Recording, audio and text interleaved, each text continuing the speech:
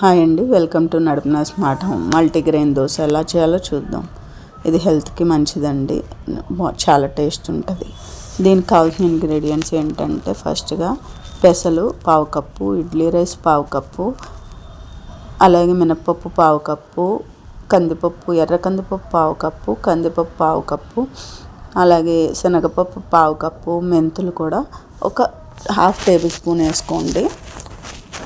దీన్ని బాగా వాష్ చేసుకొని 1-2 సార్లు వాష్ చేసుకొని వాటర్ ఎక్కువ వేసుకొని 3 అవర్స్ పాటు నానబెట్టుకున్న తర్వాత దాన్ని మెత్తగా మనం దోశల పిండి ఎలాగా అయితే చేసుకుంటామో అలా చేసుకోండి. బాగా పల్చగా వద్దు, కొంచెం మీడియం కన్సిస్టెన్సీలో దీన్ని మనం గ్రైండ్ చేసుకుందాం.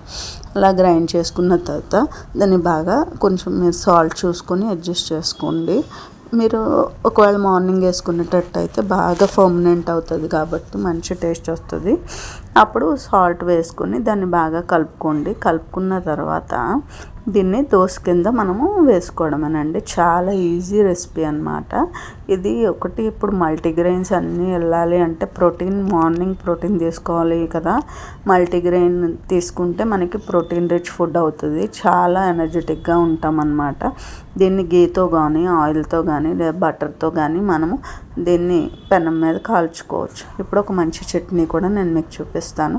దీనికి ఒక పావు కప్పు వెల్లుల్లి, తర్వాత చిన్న ఉల్లిపాయలు, ఒక అల్లము, కొంచెం కరివేపాకు, చింతపండు, అలాగే కారం మీ టేస్ట్కి సరిపడా వేసుకోండి. ధనియాల పొడి, సాల్ట్, వాటర్ వేసుకొని మిక్సీ పట్టుకున్న తర్వాత ఒక ప్యాన్ తీసుకొని కొంచెం ఆయిల్ వేసుకోండి. ఒక 2 to 3 టేబుల్ స్పూన్స్ వేసుకోండి.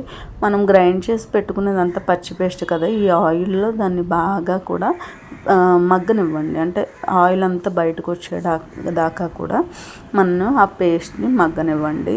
అలాగా 5 minutes పాటు దాన్ని మగ్గనిచ్చిన తర్వాత ఆయిల్ బయటకు వస్తూ ఉంటుంది మనకి. చూసారు కదా, ఇలా బయటకు వస్తుంది. అప్పుడు దాని మీద ఏం చేస్తారంటే కొంచెం కొత్తిమీర యాడ్ చేసుకోండి. గార్నిష్ కోసం కొత్తిమీర యాడ్ చేసుకొని బౌల్లోకి తీసేసుకొని సర్వ్ చేసుకోవడమేనండి. ఇది చాలా టేస్ట్ ఉంటుంది, సింపుల్గా ఉంటుంది రెసిపీ కూడా. ఒకసారి ట్రై చేసి ఎలా ఉందో మీరు కామెంట్ సెక్షన్లో కామెంట్ చేయండి. Thank you for watching my channel అండి.